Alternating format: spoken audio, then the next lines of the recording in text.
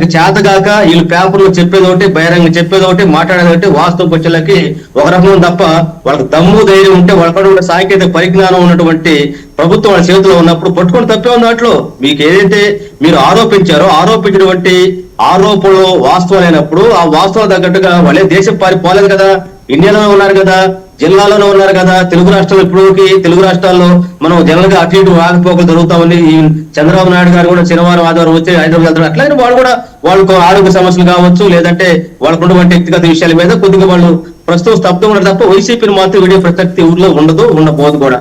అందువల్ల ఏంటంటే మాకు ఆ రోజైనా ఈ రోజైనా వైఎస్ఆర్ కాంగ్రెస్ పార్టీలో కొంతమంది అవకాశవాదులు వాళ్ళకి వ్యక్తిగత స్వార్థం కోసం పోవాల్సినటువంటి వాళ్ళు మొత్తం వెళ్ళిపోయారు. ఇక్కడి నుంచి ఉన్నటువంటి ఎవరు కూడా వైఎస్ఆర్ కాంగ్రెస్ పార్టీ విడనాడే ప్రసక్తి లేదు. చాలా మంది అన్నారు రోజా గారి పార్టీ మారుతున్నారు, అదేవిధంగా పివేక్ నాని గారు మారుతారంట, లేకపోతే ఇంకోటి మారుతారు, ఇంకోటి మాట్లాడే ఒక గుట్ట కాల్సి నిద్ర పెట్టారు. రోజా గారు ఏంటంటే అంత స్పీడ్ పెంచారు, రోజా గారు ఏంటి బాగా స్పీడ్ పెంచారు. కాదు కనకరావు గారు ఏంటి ఆడదాం ఆంధ్రాలో ఏదో 100 కోట్లు 110 కోట్లు అని పెద్ద ఎత్తున ప్రచారం జరిగింది. ఆవిడ ఫుల్ ఫైర్ గా మళ్ళీ రీబౌన్స్ అయినట్టున్నారు, ఏంటి ఫుల్ అలవాటు చేస్తున్నారు. ఇప్పుడు ఆడుదాం